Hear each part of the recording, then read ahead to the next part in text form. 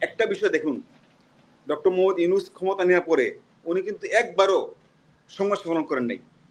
উনি উনার পছন্দের সাংবাদিকরা উনার যমুনায় যাচ্ছে তাদের ইন্টারভিউ দিচ্ছেন। উনি কিন্তু কোনো সংবাদ সম্মেলন করেন নাই। মানে ম্যাচ আকারে যে সাংবাদিকদের যে প্রশ্ন নেবেন সেই একটা অনুষ্ঠান কিন্তু উনি করতে পারেন নাই। কেন করেন নাই? আমি এই প্রশ্নটা জানতে চাই। এবং আপনি দেখুন বাংলাদেশের গণমাধ্যম এখন কতটুকু সংবাদ দিতে পারছে। তো এই সব মিলিয়েই আমরা আশা করেছিলাম যে উনার নেতৃত্বে বাংলাদেশটা ভালো যাবে। আসিফ নজরুল সুন্দর কথা বলছিলেন যে উনি বলছিলেন উনি যদি ক্ষমতা নিতে পারতেন, ক্ষমতা যেতে পারতেন, উনি অনেক কিছু করবেন। উনি বলছেন আল্লাহ আমাকে যেন ক্ষমতাটা দেন। আমরা সেটা চেয়েছিলাম। উনি জ্ঞানী মানুষ ছিলেন, উনি ভালো করবেন। কিন্তু আমরা তো ভালো কিছু দেখতে পাচ্ছি না। আমরা আশা করছিলাম বাংলাদেশটা ভালোভাবে এগিয়ে যাবে। কিন্তু আমরা যে রূপ দেখছি এখন সত্যি সব মিলিয়ে হতাশ। তারপরে চাই সবকিছু ভুলে সুন্দরভাবে দেশটা এগিয়ে চলুক।